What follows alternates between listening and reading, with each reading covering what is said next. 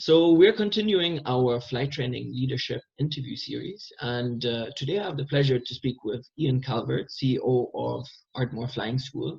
Ardmore Flying School is one of the leading flight schools in New Zealand. They have a fleet of 18 aircraft, and they're training both domestic New Zealand students as well as international students from most countries in Southeast Asia and many other regions of the world. Their focus is really on high quality integrated pilot training, especially for institutional customers. And it's really a pleasure to have Ian with us today and kind of share more information about their organization, the current status of their operations, any effects that they have seen in this challenging time, and share with us a bit his future outlook, what he thinks both for Ardmore Flying School and for the industry. Welcome, Ian. Good to have you with us. And please tell us a bit more about Ardmore Flying School. Well, thank you for having me. Ardmore's Flying School, as you say, is one of the biggest in New Zealand. Been around a very long time, since 1961, in fact, with the current owner owning it for the last 42 years. So it's trained a lot of pilots over the years and is well established and well known. We have graduate pilots flying worldwide, particularly around, obviously, New Zealand and Australia, but also all through Asia and in Europe. And the number of that drop back in and see us and talk about their experience with us and then their airline experiences is always refreshing and welcome. As you say, we've got 18 aircraft, 2 twin-engine aircraft, the rest are Cessna 172 singles, with a variety of avionics and fit-out. And we've about 165 students, full-time students in training at the present time, so reasonably busy. At that, we do integrated training for airline pilot outcomes, right up from ab initio right through to multi-crew integration course using a fixed-base A320 type simulator. So we cover all aspects of that training, using some senior airline ex-training captains as part of our team in the airline preparation course towards the end of the training to get the students ready for their integration into the airline. And that course has proven to be very successful up until now. Our students come from all over Southeast Asia. We have cadets from Vietnam who have been coming for us for quite some time. We have quite a few from China, India, Pakistan, Sri Lanka, Papua New Guinea, Pacific Islands, and from various European countries as well. So we have a really good pastoral care and accommodation set up so that all of those students not only get to train and mix well, their English improves, they get to mix with other cultures while they're training. So our training is while it's obviously to get a pilot license and be ready for an airline, also encompasses those professional qualities and aspects that are so critical for a multi-crew environment, particularly when they're operating in various parts of the world. So from your website, I've actually seen, just so this is one of the most interesting things that I find about Ardmore Flying School, is that actually you already have more than 21,000 graduates to date. You know, I think that's something which only very few schools around the world can really say. Yes, we certainly have trained a lot of pilots, as I said, and we keep track, not of all of them, unfortunately, but we are very lucky, and a lot of them come back to us and say where they've been and what they've done and what their Ardmore experience and enabled them to do. How I'm talking about just now, before we move on to your current status of your operation, how has the last year been for you? Because I know for a lot of the industry, it was almost kind of like a record year. We saw record growth in the airlines and even in the flight training industry. So just pre-COVID, can you give us a bit more information about any recent announcement or how things were for you? Yes, well, we were no different. We'd gone through a period of change of management and a change of how we operate, which uh, changed the culture of the company into a more professional airline-focused training organisation, and that in itself is challenging. However, we went from about 90 students to now 165, so we did grow a lot and quite quickly. In that time, we bought the A320 fixed base simulator, so that enhanced our end of training cycle abilities. We actually reduced other areas of the operation.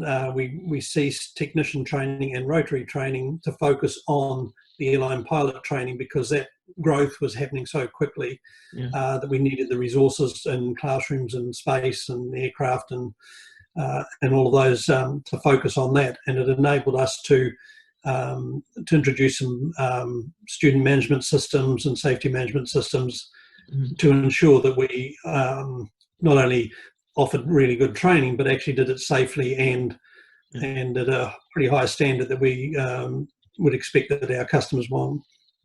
Yeah, at least I know from our database and from my network that New Zealand is definitely known. It's one of the global popular pilot training destinations. It's known for high quality training, and it's also quite popular with airlines in Asia and around the world for airline ab initio pilot training programs. So moving from kind of that record time a few months ago to the challenges that we're currently facing now. So can you just tell us a bit more about the status of your operations, any effects that you've seen, policies you've implemented? I've read in the news a couple of days ago that actually New Zealand is one of the countries actually doing very well in terms of containment of the current virus that there is. Yes, there's to say that the Covid-19 has had a dramatic effect. Our country went into a total lockdown on the 23rd of March or 25th of March, which meant ceasing all operations, including ground school and everything else. And we had 2 days notice, so it was a very short notice period to prepare for that. So for us, that was quite dramatic. We had been looking at a company restructure anyway to better cope with what we foresaw as a potential issue with the COVID-19 and the effect on the world's aviation. And so we shifted to online learning for a lot of our students. So we were able to continue some ground courses and mass briefings and things like that. And we went through a company restructure, which reshaped our management team and some of our operational team. Unfortunately, it meant reduced staff numbers. But in doing so, it has placed our company to be more efficient. So we have had some positive outcome from COVID-19, and it's made us look at our operation in a different way. And out of that has come some financial efficiencies, some other operational efficiencies. At the moment, we're under what our government has as alert level 3, which we still cannot do any practical flight training, although we have begun simulator training for IFR to a limited degree, which is some help. We're expecting to go to alert level 2 next week. That's our hope, and I'm part of a working group and to advise the government to do that. Once we at alert level 2, given risk mitigation measures, we will be able to operate at near capacity, probably not quite at 100%, but certainly at near capacity in flight training again. We're fortunate in that we've not had any students withdraw. So all the international students that were in New Zealand the 25th of March are still here and still want to finish their training. So they're desperate to get flying. So now we just have to compress all that flying in the next few months instead of having a couple of extra months to do it. And we're coming into winter. So there'll be some challenges around that. And interestingly enough, we've had an increase in applications from overseas during this period. So we still have quite a pipeline of students wanting to come and train at Ardmore from all over the world, particularly Southeast Asia. But that will be determined by the government's border controls and when they are relaxed. So we're at their mercy at the moment. So at the moment we have staff, particularly instructors, doing as much ground school as they can via Zoom and other methods as much as possible. But other staff basically on a reduced salary, just waiting for us to be able to begin operations again, hopefully next week. And our business will be changed by that. We will be using Zoom, for example, a lot more than we used to in the past, and probably not have everyone back in the office until we're down at the very lowest alert level 1, or when they're lifted altogether. Yeah, I think what you've just said, that is really a really good kind of positive message to the industry as well, that even during this lockdown period, you've actually seen an increase, or you've seen plenty of applications of international students still wanting to come to you, and having this pipeline. So I think that is really good to hear, because I know a lot of people are worried that will there still be the same demand from aspiring pilots for pilot training. Also, what I saw using our own platform is that usually in the first week of when a lockdown was introduced in the different countries, you can see, or at least this is what we saw. We saw the interest, website traffic and registrations decrease, because I'm guessing for the first week, a lot of people were just at home, maybe thinking about, okay, how is this going to affect them, watching Netflix. But then, as the lockdown continued on, a lot of people also started researching, okay, what are all the different career options that they have. So I think it's really just fantastic to hear that you have a lot of applicants who are still applying to you. Are there, just operationally speaking, are there anything specifically in your kind of mitigation plan, safety and mitigation plan, that you've implemented from an operational perspective for the flight training phase? Yes, we have. I mean, we've been maintaining the aircraft, for instance. We've been given approval to do maintenance flights with them to keep the engines ticking over and to meet the manufacturer's requirements from an operational engine point of view, to keep the aircraft safe and ready to fly straight away. Okay. We will be doing, we're doing a lot of contact tracing, so students having their mobile phones with their location on so that we can see where they've been and people they've contacted and been with. When they come in, limited numbers coming into the school at any one time, having to sign in, sign out, and see who they're visiting. Any non-essential staff are working from home still, anyone that can do that. So most of the administrative staff are working from home and will continue to do so. Sanitisation, wipes, things like that. Potentially masks in the aircraft, although that will depend on what the government requires more than anything. But sanitizer to wipe down the aircraft, all the control surfaces that are touched by someone before and after flight. And temperature checks when they come into the building. So we've got a contactless temperature check as well. So with all of those mitigating factors, and only having the instructor and the student come in for the flight, do the flight and go away again, so there's no one sitting around waiting and things like that. And our systems allow us to do the scheduling and signing in and out of the aircraft remotely, so we can have quite a reduced number of people in the building at any one time, and still funnel students through quite quickly. So those are some of the factors that we're using. Yeah. Yeah. Just to I just have one point. You mentioned this contact tracing. So the contact tracing, is that you internally, like the school actually doing it, or is that just local authority doing it?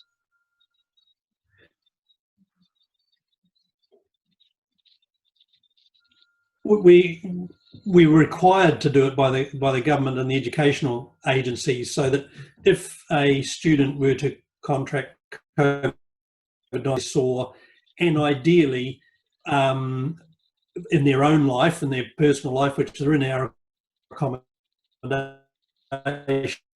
so we manage them anyway. Yeah. When they last went to the supermarket, or when did they go out shopping, if they can go to the supermarket and that sort of thing, and who they are housed with and all of that sort of thing, to do that from a government point of view, but we're doing it for ourselves as well, so that if we were unlucky enough to have a student or an instructor for that matter be infected, we can actually then isolate exactly who they saw, exactly when they were there, and make sure that we then get all those people tested, and we can do a deep clean of any areas that they might have been in. Wow, that is really interesting for me to hear. I'm sure a lot of other flight schools will be looking at that as well, if they're already not if they're not already doing it, because I think in a lot of countries, specifically in Asia, flight schools yet are not allowed to operate at all, and so certainly maybe they can use that. Insights that insight that you've just shared, or that policy, to also set up contact tracing teams within the organization, which just keep track of all the students, especially if they don't have on-site accommodations. So let me ask you the question of looking into the crystal ball. So what do you think is the future outlook? What is your prediction of the future outlook, not only for Ardmore Flying School, but also for the industry?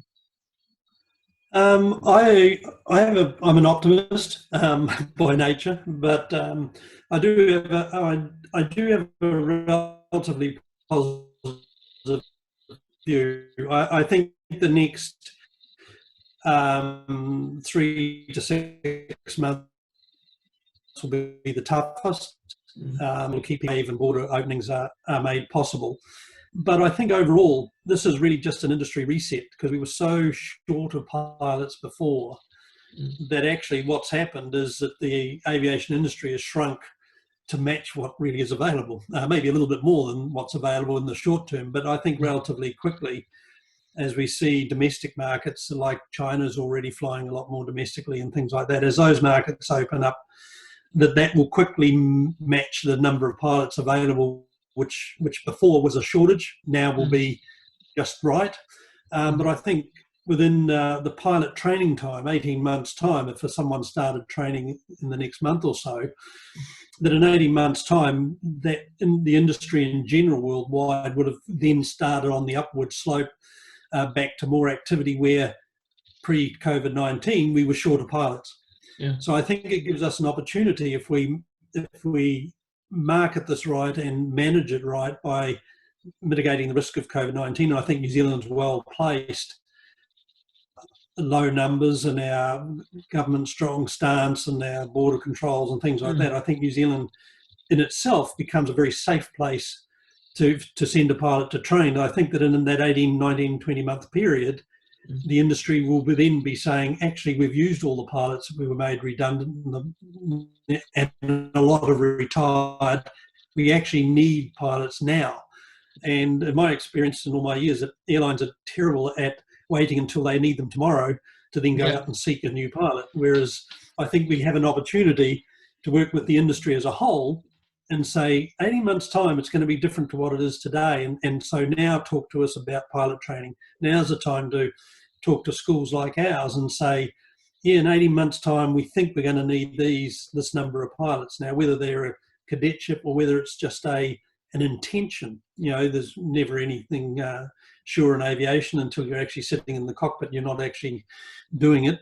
So my view is that it's an opportunity for the industry as a whole worldwide to reset and actually get ahead of the game, rather than always be in catch-up mode and in panic mode, trying to train pilots more and more quickly for cheaper and cheaper, as and run the risk of a safety risk. We've got an opportunity to do it properly. Yeah. I think I actually fully agree with you, and based on my opinion or my knowledge in the data that I've gathered, as I mentioned earlier, New Zealand is definitely always an option which aspiring pilots from all over the world, as well as airlines, should definitely consider, due to the high quality of training, but also all of the safety factors that you've mentioned as well now, especially in a COVID or post-COVID scenario. Actually, yesterday, one of the leading people in the flight training industry in India, he made a very interesting point to me, and he said, when we're talking about demand for flight training post-COVID, because that is the big question right now. How is the general public going to fly as much as before? And he said in India, what he's thinking, yes, there might be some short-term pain, but actually, COVID is just going to encourage people to move even more away from travel by trains to an aircraft, because an aircraft is a lot safer from a health and a safety aspect now in India than people using the train to go from city by city. So actually, when he made that suggestion, just in India, he said it might be that a huge part of the population that still was going before by train travel will now pay an extra let's say $50 and now use air travel as well. So I think it is still as we're saying, it is still an unknown, but the airline industry will certainly recover. And there's a lot of factors which will support a quick recovery, and they should definitely consider New Zealand as an option for the ab initio pilot training.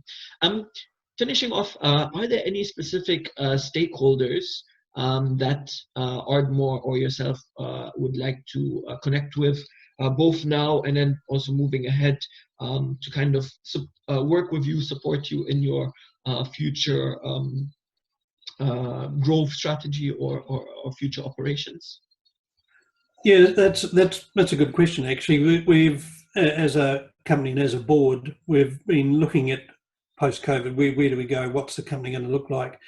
And there's a couple of areas really that are interesting to us. One is aircraft. I mean, I think having enough aircraft or flight training aircraft and of a suitable quality that we can afford. I mean, at the end of the day, it's flight training is unfortunately at the lower end of the returns. So we need to be able to have economic aircraft to operate, but suitable ones for airline training, as opposed to some of the lightweight models that are available now are great for cheap operation, but maybe not quite so suitable for airline-specific training or the techniques required. And then the other one is I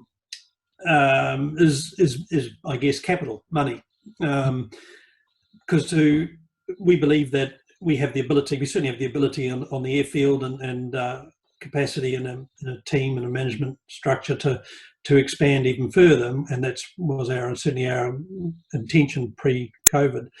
So, looking at in capital investment to be able to afford to do that quickly is also something. It's interesting whether that is an option moving forward, whether other people see aviation as too high a risk, which they tend to do. But I think actually now's the time, if ever anyone's going to do that, it's a good time to do it. But new buildings or an updated some updated multi-engine simulators and things like that, that for the capital to be able to do it quickly is actually probably one of the things that we're interested in, as well as any airline, of course. That's one thing. We've got the ability and the capacity to train even more than what we've got now. So that's the path that we're following. So we're interested in putting out and responding to any proposals that may come forward. Okay. Well, certainly from my side, I can say there's a lot of interest in consolidation in the industry right now, in engaging in mergers and acquisition activity, especially over the past 2 weeks. Again, it has reactivated as more and more countries are coming out of lockdown, and at least there's some visibility and a bit less uncertainty than there was before.